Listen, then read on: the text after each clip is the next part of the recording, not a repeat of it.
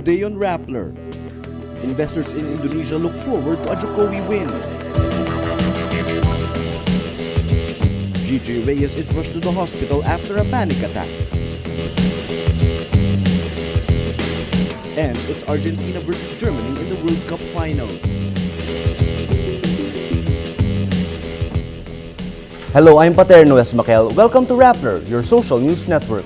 Indonesian stocks rally on Thursday after most unofficial tallies showed Jakarta Governor Jokowi Jokowi coming out ahead of ex-General Prabowo Subianto in a closely fought race to lead Southeast Asia's biggest economy. The Jakarta benchmark index surged more than 2.5% at the open. Official results are not expected until July 22. Both candidates declared victory Wednesday in the tightest and most divisive presidential election since the downfall of dictator Suharto in 1998. Investors have been hoping for Jokowi victory. He is the first serious presidential contender without deep roots in the Suharto era. Investors see him as a potential reformer and a clear leader in a graft-ridden Indonesia. Former Suharto General Prabowo is seen as less friendly to overseas investors. His speeches on the campaign trail are marked by nationalist rhetoric and pledges to squeeze foreign companies in Indonesia. Will Jokowi also adopt a more nationalist tone during campaigns? Bank of America Merrill Lynch said he was seen as more market-friendly and open to foreign investment. The bank says, quote, investors were unnerved over the past 2 months by Prabowo's rising popularity. Even if Jokowi is declared the winner, Prabowo can still challenge the result in the Constitutional Court. Indonesia's presidential frontrunner Jokowi tells foreign media he is confident of his win, but calls on people to monitor the results. Analysts and observers say credible polling institutes put Jokowi in the lead, with 52 to 53% of the votes. Responding to criticisms he may have declared too early, Jokowi says what he did was not unusual. Ya, memang normalnya seperti itu. Saat dipilihan gubernur, ada quick count, ya kan? Kemudian quick count-nya sudah muncul, dan saat itu jam 3, kandidat yang lain, Bapak Fauzi Bowo, langsung telepon saya, mengucapkan selamat, kamu menang, kamu jadi gubernur. Sama, quick count itu adalah metodologi ilmiah. Ya kan? Jadi metodologi ilmiah, jadi itu bisa dipakai gitu loh. Nggak ada masalah. Have you had any? Tetapi resminya harus menunggu penghitungan final dari KPU. Itu. Despite this, Jokowi urges Indonesians to monitor the votes. He says his camp is asking volunteers and supporters to watch the counting process closely until they are officially tallied by KPU. Experts on Indonesian affairs agree the biggest challenge to the incoming president of Indonesia will be the economy. University of Monash professor Greg Barton says both candidates have failed to articulate a clear vision for the economy. The dangers with both of them, we don't know what their economic policies will be. Prabowo will have a better team, a better coalition around him. Jokowi may really struggle to form that team. He doesn't have the numbers in Parliament, he has a minority in Parliament, and he's burdened with his main ally, PDIP, which is very much a mixed blessing. Yeah. Prabowo, if he becomes president, his biggest liability, people may say, is his past, human rights abuses allegedly, but it's actually the present and the future. It's his temperament, which is probably tied up with those past allegations. He's quick to get angry, and that might be kept in check, and he may make a very effective president. Senior advisor to a past administration, Dewi Fortuna Anwar, says whoever becomes president will face enormous challenges, especially in growing the economy and the security issues hounding Asia. Have to deal with the economy issue, the equity issue. Then, Indonesia also needs to become much more astute and adept at its foreign policy at a time when the Asia-Pacific region seems to be a region of increasing tension. Official results have yet to be announced, but quick counts heavily favor Jokowi as the winner. Barton explains the phenomenon of the former furniture salesman goes back to the elections for Jakarta governor. He describes Jokowi as, quote, the guy you would meet in the street, the guy who's driving the taxi. Indeed, if we go back 2 years to the governorial election, I mean, we would have thought it's governor of Jakarta, it's a special district, yes, but I mean, it's not that important, who cares? Well, Indonesians cared tremendously about that election, and they were very, very excited when Jokowi won against the odds, when he won with an ethnic Chinese running mate, who may well take over as governor of Jakarta, of course, if he becomes president, and against all sorts of black campaigning, he won against the odds. And he comes through as the decent, honest, non-political guy that many people have been longing for. Anwar says regardless of who wins, Indonesia, quote, will consolidate its democracy. So this is not the case of a truly black and white choice, one forward and one backward.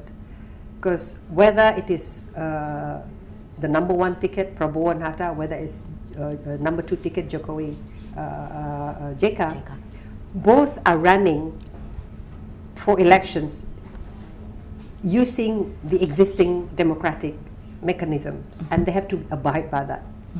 And they will be held accountable to the people who vote for them through this democratic process. So regardless of who is going to be Indonesia's leader, For all news related to the Indonesian elections, visit www.rappler.com/Indonesia. Follow live updates from Rappler Indonesia at Rappler ID on Twitter. The first night of Senator Juan Ponce Enrile's former aide in a regular jail did not push through. Police rushed Gigi Reyes to the Taguig Pateros District Hospital Thursday, shortly after she was transferred to the Camp Bagong Diwa in Taguig City Wednesday night. The Taguig Hospital says Reyes is in a stable condition, but advised admission, quote, for further workup and observation. In an interview with reporters at the Sandigan Bayan, Reyes' lawyers say she had seizures caused by a panic attack. Doctors say she suffered from hypertension and an attack of neurocirculatory asthenia, a form of breathlessness. Her lawyers say the presence of several female members of communist group New People's Army in the jail added to Reyes' anxiety. The Taguig Hospital also notes Reyes has a history of coronary artery disease and Bell's palsy seizure attacks. Hours after Reyes' confinement, her lawyer asks Anti-Graft Court Sandigan Bayan to reconsider her motion, seeking detention at the Philippine National Police Custodial Center, citing her health. Both Reyes and Enrile face graft and plunder charges for pocketing millions of pesos in pork barrel development funds. Reyes has been Enrile's most trusted aide. Enrile's wife once confirmed the affair between her husband and Reyes. Doctors from the Philippine National Police or PNP say Senator Enrile could suffer a stroke if he is moved to the PNP Custodial Center. Enrile is currently detained at the PNP General Hospital inside Camp Crame following recommendations by PNP doctors. The Anti-Graft Court Sandigan Bayan allowed him to stay in the hospital pending the resolution of his motion for hospital arrest. PNP Health Services Head Chief Superintendent Alejandro Advincula Jr. says moving Enrile to a place, quote, not conducive to his condition may result in complications. Complications include a stroke should his hypertension be left unchecked. The satisfaction ratings of the administration continue to drop since the expose of the pork barrel scam. A social weather station survey shows the net satisfaction rating of the administration is down to 45% in March from 51% in December and 56% in September. 65% of respondents are satisfied with the administration's performance in the March survey, down from 71% in December 2013. The March survey shows the bulk of the respondents previously satisfied with the administration have become undecided. Before the controversy over the fund diversion scandal, the administration's net satisfaction rating was 66% in June 2013. The Philippines' location along the Pacific Ocean's Ring of Fire makes the country a hotspot for earthquakes and other geological hazards.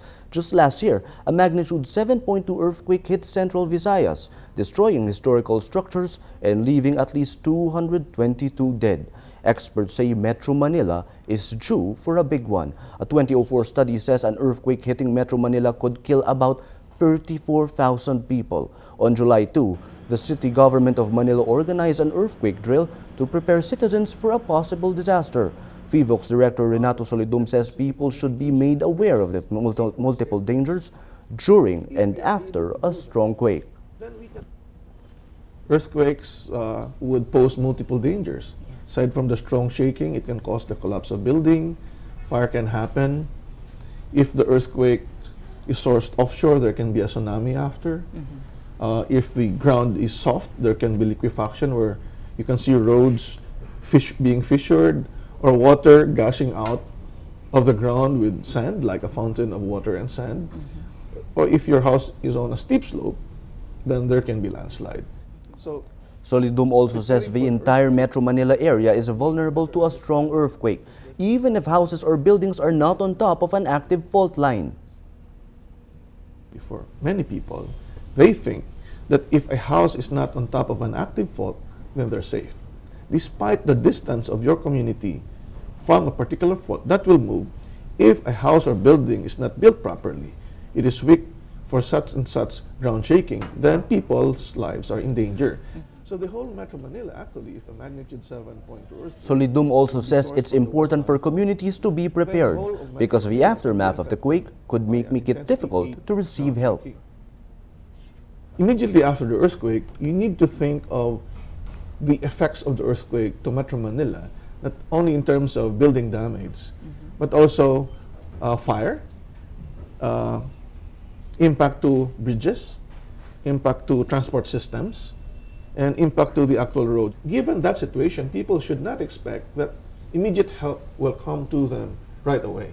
And so therefore, it is a must for communities to have their own capacity to respond to their own neighboring communities or to their neighbors in their own community so that they can at least respond to the effects right away, like simply doing the first aid.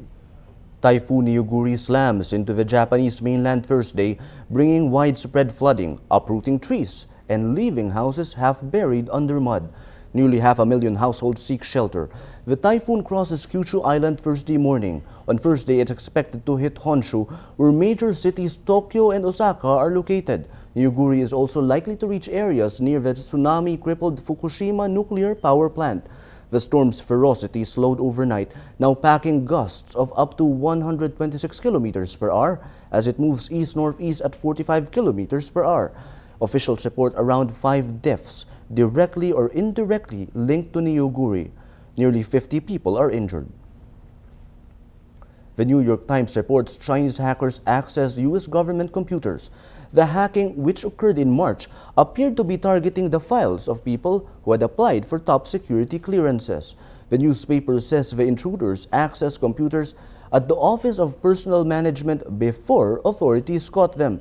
The attack was traced to China, but it's not clear if the hackers belong to the government. Let's now look at Rappler's Rap for today, a list of the 10 most important events around the world you shouldn't miss. At number 4, tension between Palestine and Israel escalate Thursday after an Israeli airstrike killed 7 people in the Gaza Strip. This marks the third day of a major cross-border confrontation, where at least 57 people died. At least 29 Palestinians were killed in Israeli raids Wednesday. At number 8, the British Broadcasting Corporation or BBC launches a new social media service in Thailand Thursday. It will run for an initial period of 3 months. The BBC says it's an attempt to provide an alternative source of information to Thais as they struggle under a military junta that imposed widespread censorship. And at number 9, Britain's Daily Mail newspaper apologizes to George Clooney because of inaccuracies in a story about his coming marriage. Clooney slammed the story, saying the mother of his fiancé, Amal Alamuddin, was telling, quote, half of Beirut. She opposes the marriage due to her supposed Druze faith. Clooney says his fiancé's mother is not Druze and has not been to Beirut since they started dating. The Daily Mail takes down the article but says it published the story based on information, quote, supplied in good faith.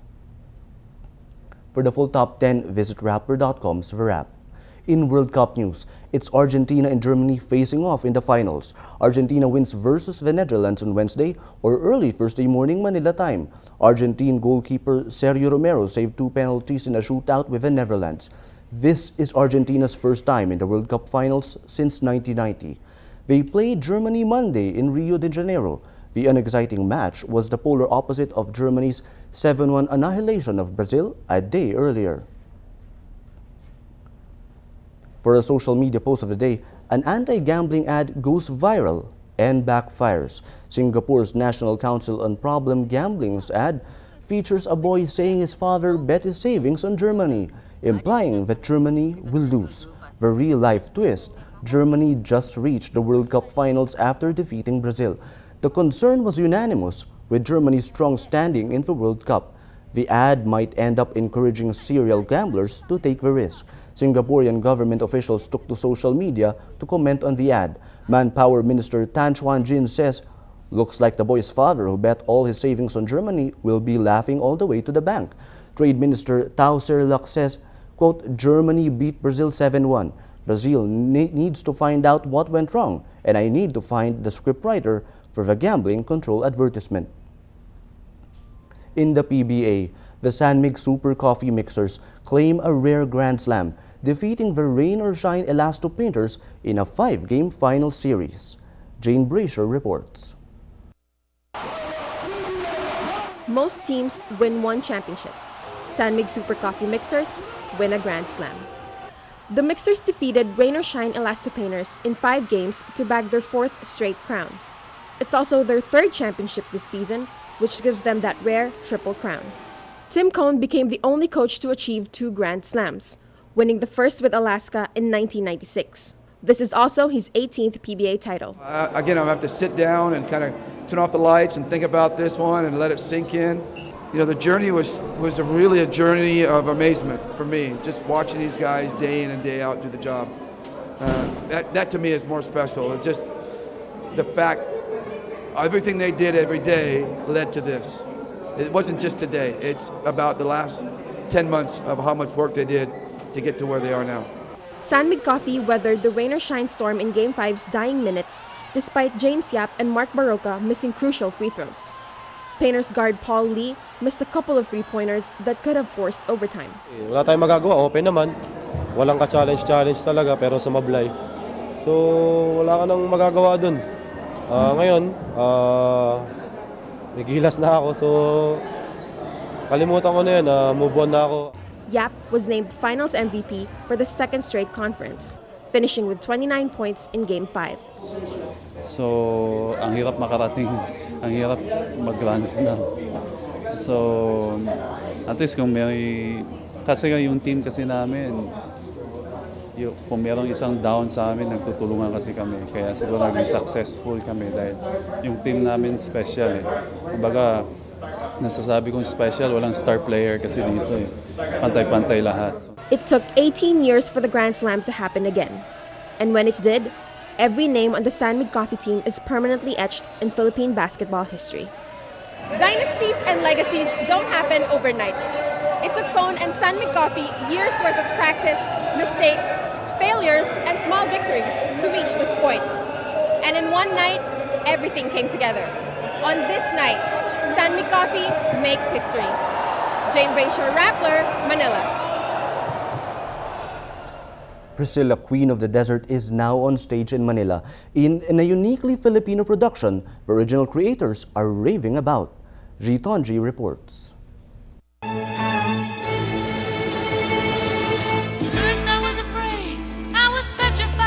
Starring Guy Pearce and Terrence Stamp on film, Priscilla, Queen of the Desert is a story of 2 drag queens and a transsexual who go out into the desert on a pink bus they call Priscilla. It's based on a book by Australian film director and writer Stephen Elliott and Alan Scott.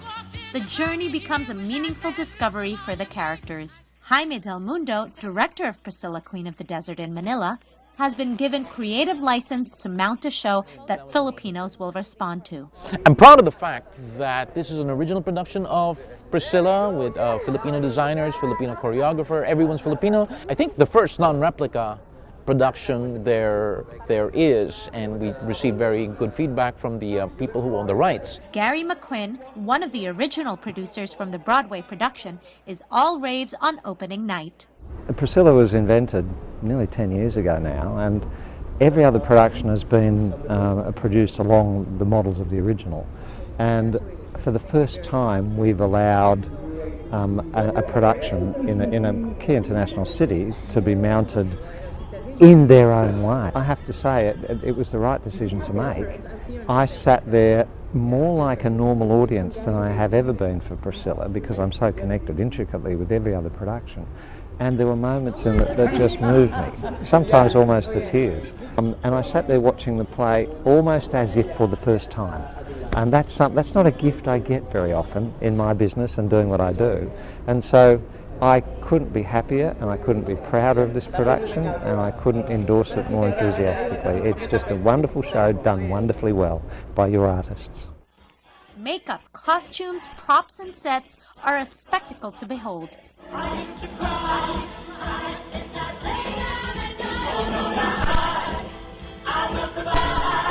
A retro soundtrack we all know and love will guarantee you will be singing and dancing along. And a cast that knows how to put the fun in flamboyance, headlined by comedian John Santos, Leo Valdez, and the breakout star of the show, Red Concepcion.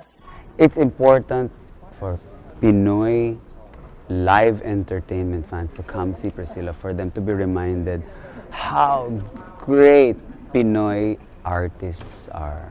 For you to believe in love again. This is a really beautiful story, and the songs are woven into it, and that's what made it very special. You will just enjoy.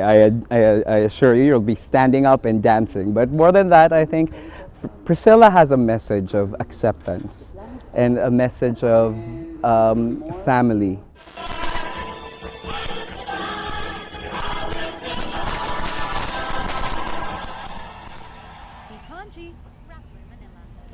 Catch it before it closes on July 13 at the Newport Performing Arts Theatre. Every story on Rappler has a mood meter which gives you 8 emotions to choose from. Click how you feel and your vote comes down to the mood navigator in the middle of the front page, which crowdsources the mood of the day. It also gives you the top 10 stories with the most clicks. We have many positive stories on our mood navigator today. Let's start with this one. I'm gay but I'm not broken. It's an opinion piece. 58% inspired. Now over here, it's a sports story. Tim Cone and James Yap lead San Mig Coffee to Grand Slam. 63% happy. But the positive stories in our mood navigator today are offset by these negative stories. In the middle, Gigi Reyes rushed to the hospital, 43% angry, and the story that got the most number of votes today, 55% angry, death by brotherhood. It's a story about fraternities. All these votes contributed to the mood of the day. Today, most people are angry. That's Rappler's newscast for today, Thursday, July 10, 2014. Visit Rappler.com and watch our newscast Monday to Friday. Tell us how you feel on our mood meter and help us crowdsource the mood of the day. I'm Paterno Esmaquel. As we say at Rappler, tomorrow begins today.